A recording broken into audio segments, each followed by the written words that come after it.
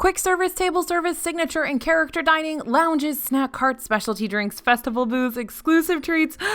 Whew, if Disney has offered it, the DFB team has been there to try it. And we've not only provided you with the best tips we could come up with, but we also learned a lot about Disney dining ourselves along the way. Guess you can teach these old dogs some new tricks.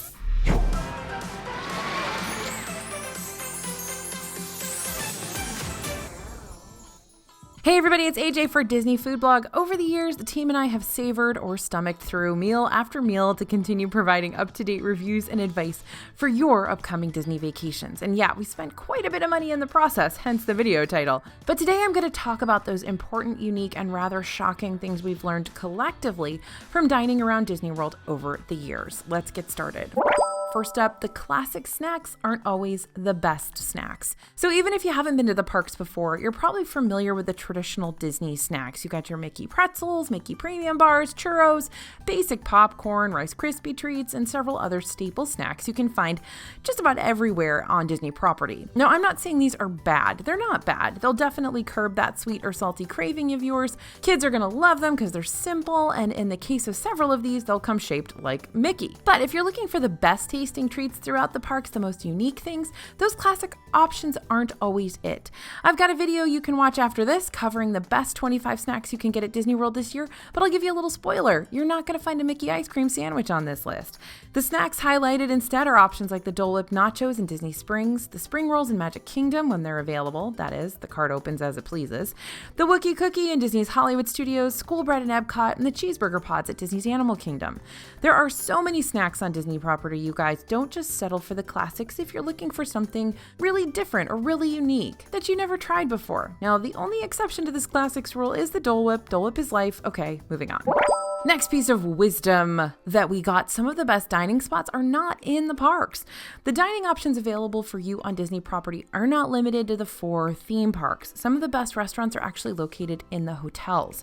Ohana is a tried and true guest favorite located in Disney's Polynesian Village Resort.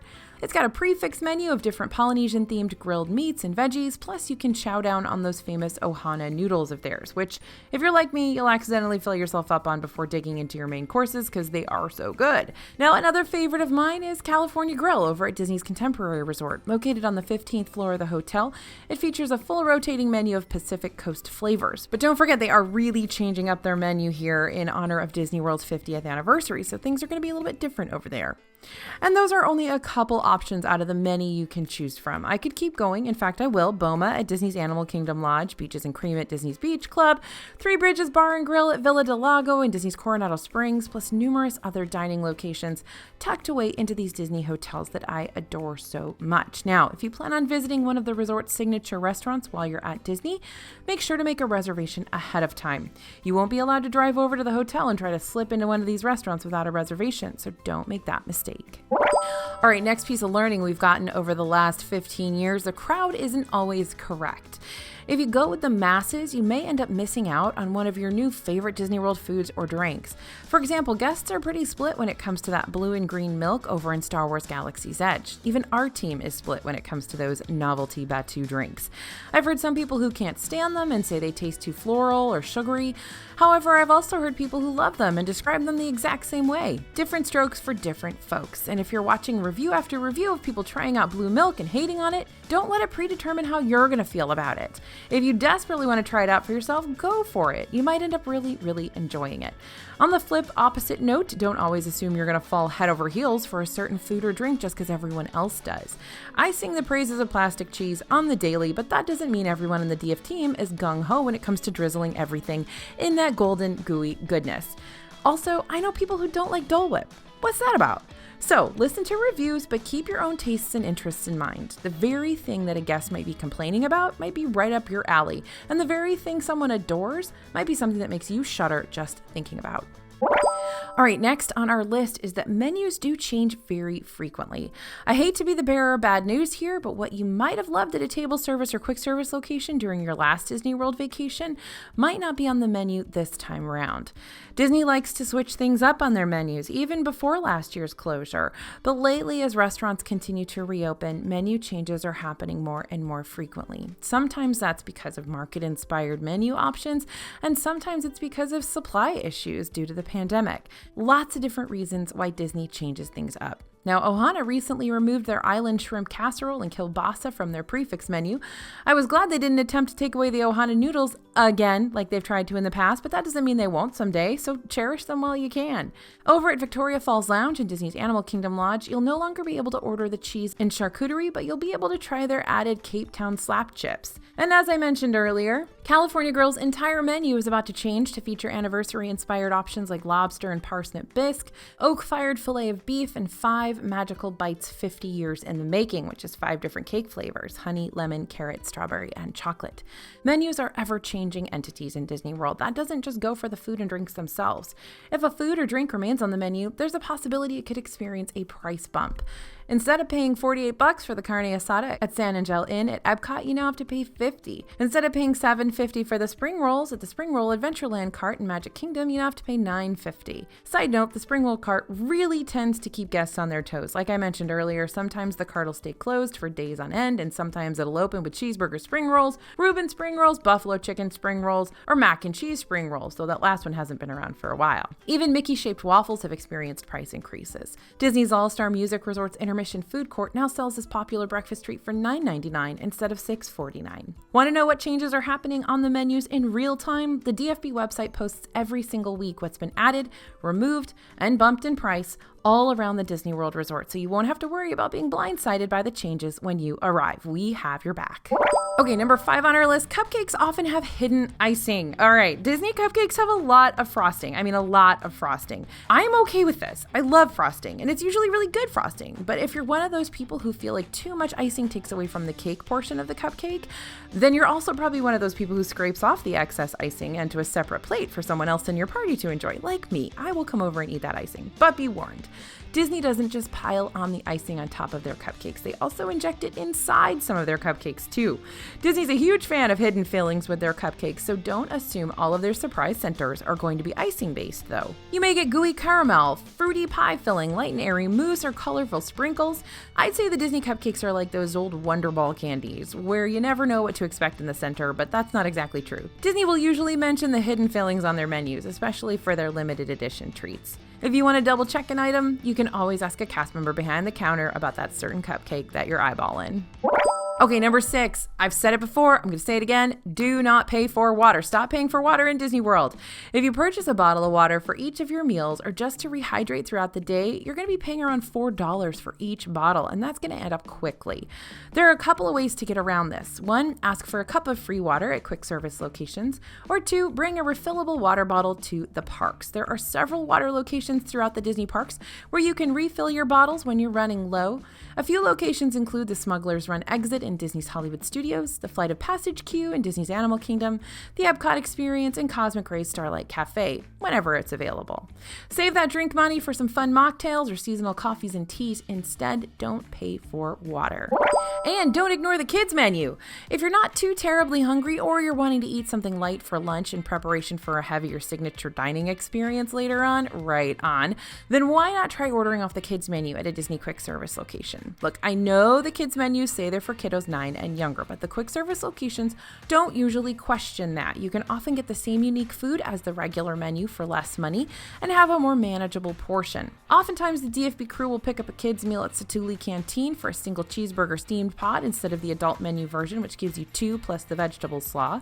Because you know what? We eat all the time, like all day long, so we don't necessarily need a huge meal. Or we'll get a kid's half portion of the grilled cheese sandwich at Woody's Lunchbox instead of the full-sized grilled 3-cheese sandwich. The kids menu at Pecos Bill Talltale Inn and Cafe also has some smaller versions of the pork and chicken taco bowls that can be found for a bigger price and a bigger portion on the regular menu. And while it feels good to be a kid again, heads up, this little trick doesn't work as well at table and signature restaurants. It's always best to ask your server if you can order off the children's menu or not. Usually an adult ordering off a kid's menu at a seated restaurant will still need to pay more and receive a bigger portion, which kind of defeats the purpose. If you're looking for a smaller portion and you're not eating at a restaurant with a prefix menu, you can always order an appetizer as your meal. You can also double check with your server and see if you can split an entree with someone else in your travel party.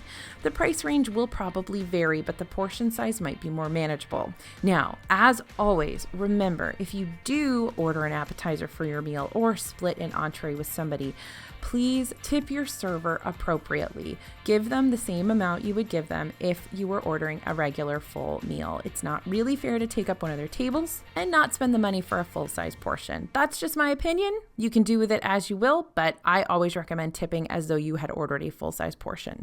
Okay, number 8, don't disown a restaurant. Now, there's a reason the DFB team returns to Disney restaurants over and over and over again, even if we thought they were pretty meh in the past. As I always say about Disney restaurants, the only thing that's consistent about Disney restaurants is that they're inconsistent. Remember what I said about menus shaking up things on the daily? That also means restaurants have the chance to improve themselves, and they do. So just because you had one bad experience at a particular Disney restaurant, or you weren't a big fan of the menu selections the first time around, doesn't mean you need to hold a grudge against those places forever. Last year, the quick service location ABC Commissary over at Disney's Hollywood Studios had a complete menu makeover. Before this menu change, the restaurant was okay. It offered up your standard theme park offerings, burgers, chicken strips, hot dogs, but it didn't stand out in any way. But now ABC Commissary is actually a location that hasn't just improved, it's a location we actively recommend. Now they've got shrimp tacos, a Mediterranean salad, a buffalo chicken grilled cheese sandwich, and a handful of other options that transform this quick service from the last resort to a top-tier fast food restaurant. And sometimes menus don't change at all. Sometimes you just hit up a nice restaurant on its off day. This is something that happens frequently over at San Angel Inn Restaurante at Epcot's Mexico Pavilion. Sometimes I dine there and I have a really good experience, great service, wonderful atmosphere always, and delicious Mexican cuisine, and other times I'm not impressed.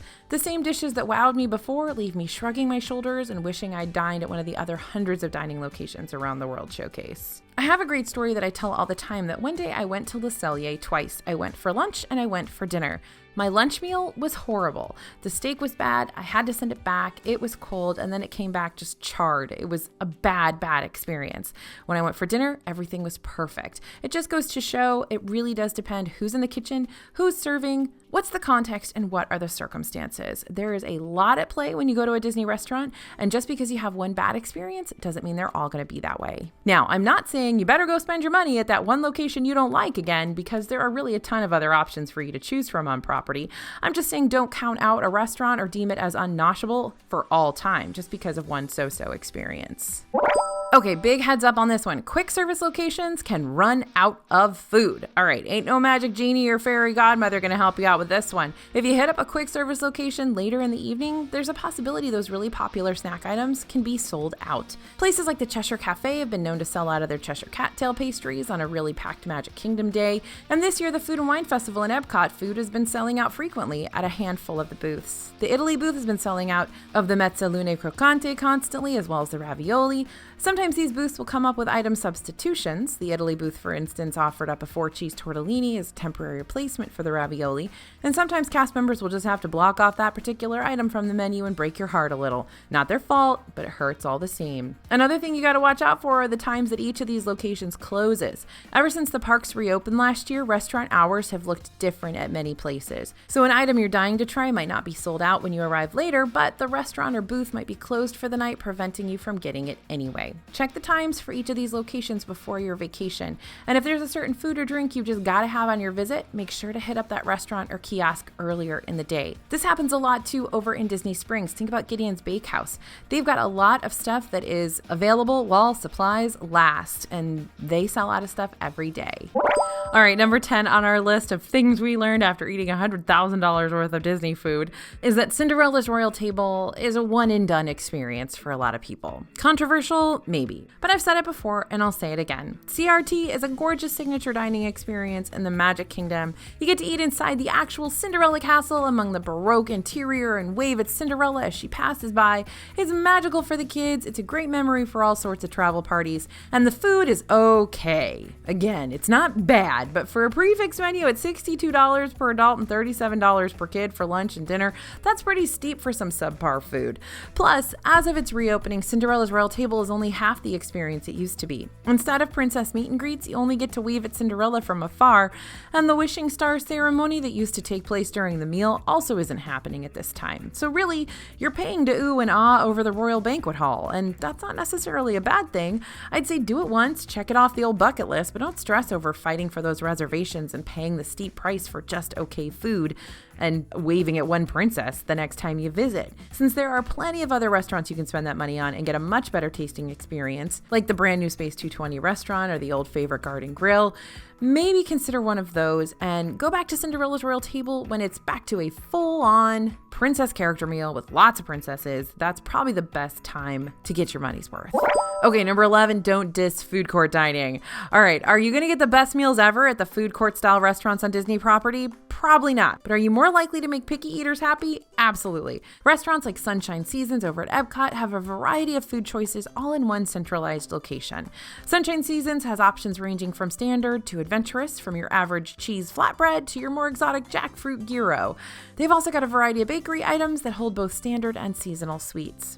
Sunshine Seasons really is one of our favorite places to get that food court dining in Disney World altogether, and also, of course, Epcot.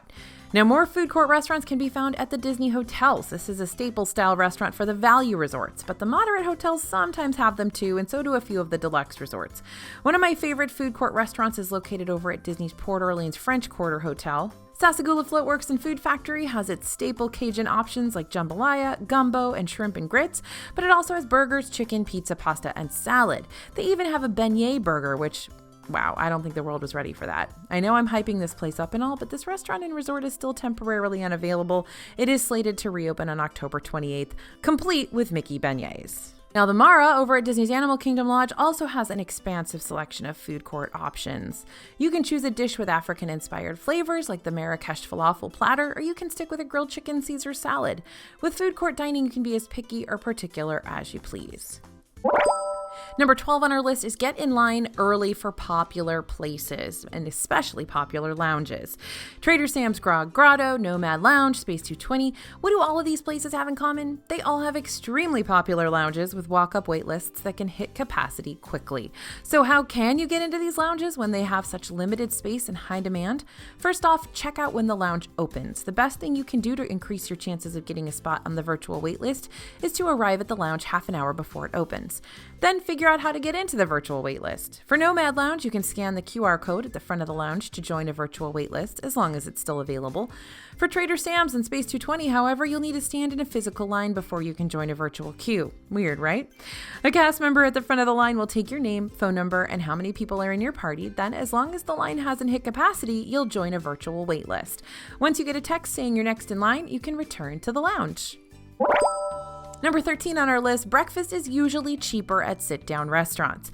If there's a table or signature restaurant that you're wanting to experience more for the atmosphere rather than the lunch and dinner options, or if you're just a really big breakfast fan, then opt for breakfast as your big meal of the day. Quick illustration for you. Let's pick on Cinderella's royal table again. If you want to dine at Cindy's simply to be there, then breakfast is going to be a cheaper option. Instead of paying $62, you'll be paying $42. Unless you have the Disney dining plan, which I'll get to in just a second, breakfast is a solid option, and they'll provide you with a lot of food at a nice restaurant and save you some money in the process. Keep in mind, though, that a handful of restaurants that used to serve breakfast before last year's shutdown, like Be Our Guest Restaurant and Garden Grill, may not offer breakfast currently, so research the restaurants you'd like to visit ahead of time and find out what each place is offering right now. Number 14, the restaurants tell stories. Imagineers don't simply build restaurants without thinking about why they belong in each park. Whether you're dining in a quick or table service restaurant, you'll be dining somewhere with immense theming and intricate storytelling. So let's talk about a few real quick. Restaurantosaurus over in Disney's Animal Kingdom tells the story of a dedicated group of professors and grad students who started up a restaurant to help fund their various archaeological digs. Throughout each of the dining areas, expect to find fossils on shelves, jokes graffitied on the walls, and an old basketball court. Yep, this place is as eclectic as it gets. Meanwhile, Baseline Tap House over in Disney's Hollywood Studios is housed within the old Los Angeles Figueroa Printing Company. So all of the shelves built above the bar are cluttered with tons of tools, knickknacks, and and trinkets left over from the former business. And by the way, this location has for a long time been associated with printing and books. It started as Ellen's By the Book, a bookstore. Then it moved into Writer's Stop, another bookstore but also a bakery, and has since transitioned into Baseline Tap House's printing location. So you can see the storytelling weaves through the history of the location. It's very, very cool. And who could forget old Cosmic Ray's Starlight Cafe? Sure, it may look like a pretty plain quick service restaurant on the outside, but on the inside, an alien from the planet Zork, otherwise known as Sunny Eclipse, is playing the astro organ for all you lovely folks out in the audience tonight, because if I was an alien on a planetary music tour, I too would make a pit stop to perform in Magic Kingdom. What I'm getting at is that every restaurant has a story, so take the time to appreciate the details and Imagineering that goes behind each dining location. Number 15, mobile ordering is available for the majority of quick service locations now, even candy stores sometimes. Instead of standing in another line at a Disney park, you can mobile order your food at pretty much all Disney World quick service locations. In fact, some fast food spots like Satuli Canteen and Docking Bay 7 only offer mobile ordering, so make sure at least one person in your travel party has the My Disney Experience app downloaded onto their phone so that your group can use this system. By the way, caveat, if you can't use mobile order, if you don't have a smartphone, you can absolutely go in and order there. It's okay. Also, if you only have cash to pay with, you can still order inside. Mostly, they really encourage mobile order though. Now, quick service locations that offer mobile ordering will have a sign out front with a QR code. Just scan the code with your phone's camera, you'll be able to access the restaurant's mobile order page. But wait, mobile ordering isn't just available for quick service locations. You can now mobile order from those candy stores too. Candy shops that use the mobile ordering feature include Candy Cauldron and Goofy's Candy Company at Disney Springs, Caramel Kucha in Epcot, and Zuri's Sweet Shop at Disney's Animal Kingdom. And the brand newly opened Main Street Confectionery also offers mobile ordering. Number 16 on our list, some restaurants have Prime fireworks viewings. One of my favorite ways to watch the fireworks shows from a whole new perspective and minimum crowds is to hit up the restaurants with fireworks viewing tables. California Grill, Ohana, and Arcusi's are all signature resort restaurants with great views of the Magic Kingdom fireworks. And they're all unique too. Since California Grill is located on the 15th floor of the Contemporary Resort, its observation deck gives you a crystal clear view of the show. Arcusi's over at Disney's Grand Floridian Resort and Spa has a wraparound deck with a fireworks view by the waterfront. And Ohana is Ohana. If you're seated next to the windows, you'll get a great view of the show. Just make sure to let the host know you'd prefer a table with a fireworks view. Those seats may all be taken already, but it's always worth asking about so you can avoid getting a table that faces a wall instead of the show. When the fireworks begin, each restaurant dims its lighting and pipes in the Magic Kingdom music to enhance the experience. Toledo, tapas, steak, and seafood over at Gran Destino Tower in Coronado Springs Resort allows you to watch the Epcot fireworks from the 16th floor of the hotel. Now, Toledo doesn't get quite as involved as the last three restaurants. You're not going to get piped music and dimmed lighting to go along with the show, but you're still going to have a clear view of Harmonious across the lake. Some Epcot restaurants are also bringing back their fireworks dining packages for the new Harmonious show. Rose and Crown in the United Kingdom Pavilion and Spice Road Table in the Morocco Pavilion will both serve multi-course meals during Harmonious. Reservations can be made today for both restaurants, but keep in mind that these reservations book up fast, especially since Harmonious is something guests have been waiting literally years to see. So give yourself plenty of time, at least 60 days before your trip, if this is an experience you're wanting to do. And let's not forget, dessert parties are back, baby! Magic Kingdom's quick service dining location Tomorrowland Terrace is reopening its patio to offer 3 brand new fireworks dessert parties for Disney's 50th anniversary spectacular Disney Enchantment. You can choose to attend the Disney Enchantment pre-party, Disney Enchantment Treats and Sweets, or Disney Enchantment after party. The Treats and Sweets party is a little pricier at $114 per adult and $69 per kid than the other 2 parties, which are $99 per adult and $59 per kid, because you get to watch the show and enjoy your desserts from the comfort of the Tomorrowland Terrace patio. The pre-party and after party will still be escorted to a prime standing room only viewing location on the Plaza Garden, since their dessert parties take place before and after Disney Enchantment instead of smack dab in the middle of it. Number 17 on our list, there could be secret menu items at select locations. Now, have you heard about the sneaky foods and drinks that don't show up on the Disney World menus? This isn't something that happens at all the restaurants, so I wouldn't go around asking every quick and table service restaurant if they have secret menu items. You might feel a little dejected after a while. However, if you know the right places to ask, then you can expect some fun exclusive treats that only select guests know about.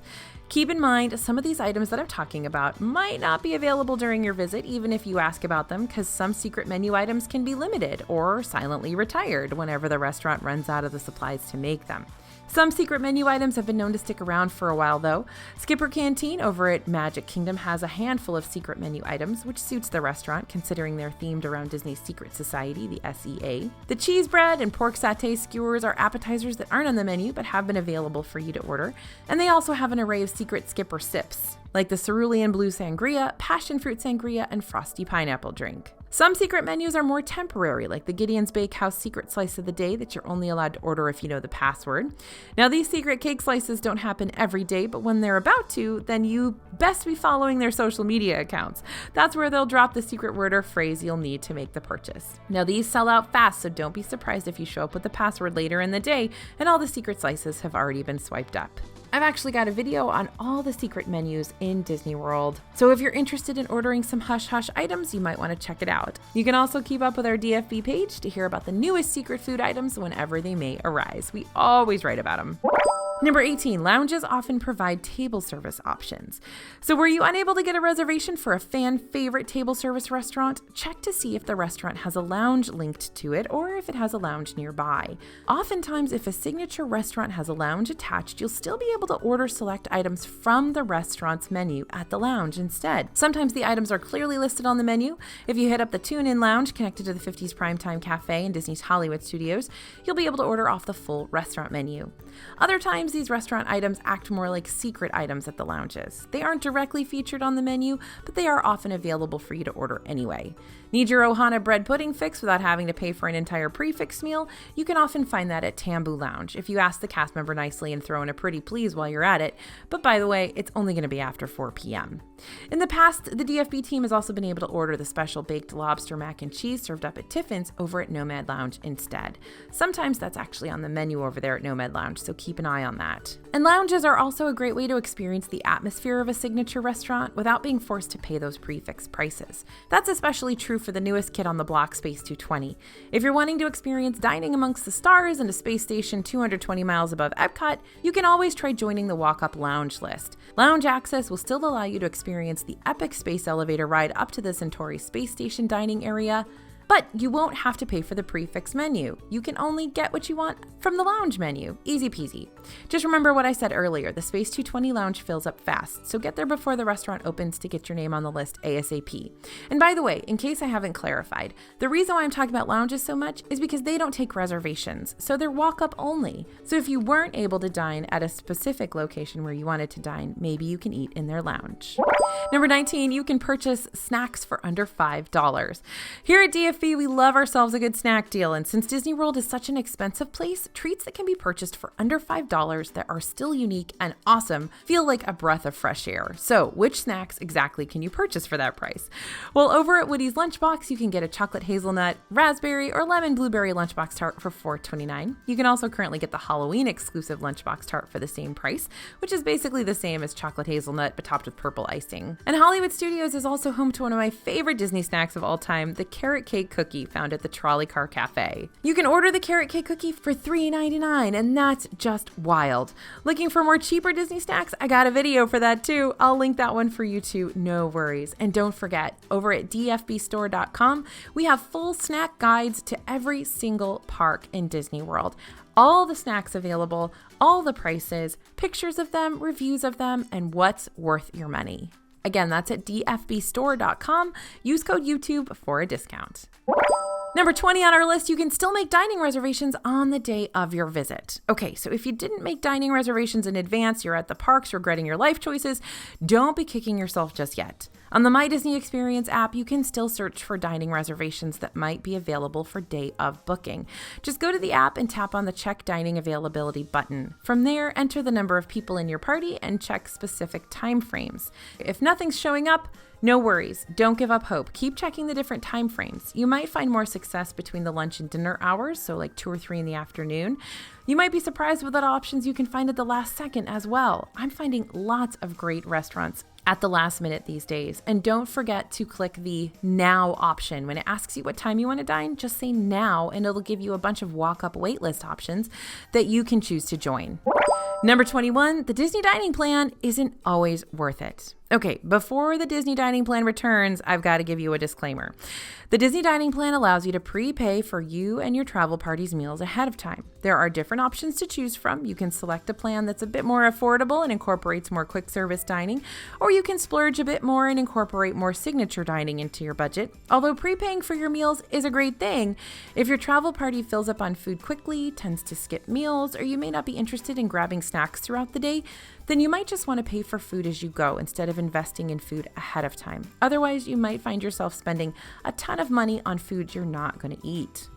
Okay, speaking of number 22, don't pay for food you won't eat. Okay, so this goes along with my last point, but at a different angle, so hear me out. If you're ordering an item off a quick service menu, a fast food menu, that has a condiment, dressing, bun, or some other aspect about it that you know you're not going to like, just order that item without it. Because let's be real here, you're not going to eat that.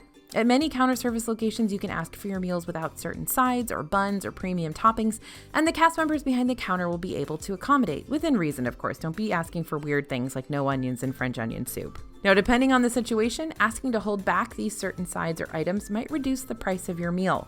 Not a guarantee for sure, but it can be a happy accident. And number 23, room service is becoming less and less worth the money. Though not all room service for dining has returned to the majority of Disney hotels, I want you to know that when it does return, it's becoming less and less worth your money. Sometimes if I order room service for a Disney hotel restaurant, the meal is overpriced and not as good as it would have been if you were to just walk down to the restaurant and eat it fresh. Sometimes it takes hours to be delivered, and it often just isn't what you want a splurge on room service to be. So if you plan on eating in your room, consider using DoorDash or Uber Eats instead, which will be cheaper and give you access to restaurants outside the Disney bubble that, I'm not gonna lie, might have better food than room service. The one time that I will say room service is always worth it is the Twilight Feast at the Polynesian Village Resort. That is basically the whole meal from Ohana comes to your room for $60 a person. Well worth it. Order it if you can. All right, everyone, ready for one last food tip before I wrap things up here? Make sure to watch those DFB snack videos, y'all. Like I mentioned earlier, I'm going to link a few in this video for you, but that's only a few. The team and I work hard to research all the latest dining deals and secrets for you, yes, you, so that we can help make your vacation easier and help you get the best bang for your buck. You can also sign up for our newsletter if you haven't already to get the latest tips, tricks, and deals sent right to your email. We've eaten a lot of food in Disney World, and we continue to eat a lot of food in Disney World so that we can keep you updated and make sure you don't waste your money. Thanks for listening, everyone. Thanks for watching. As always, this is AJ for Disney Food Blog, and we'll see you real soon.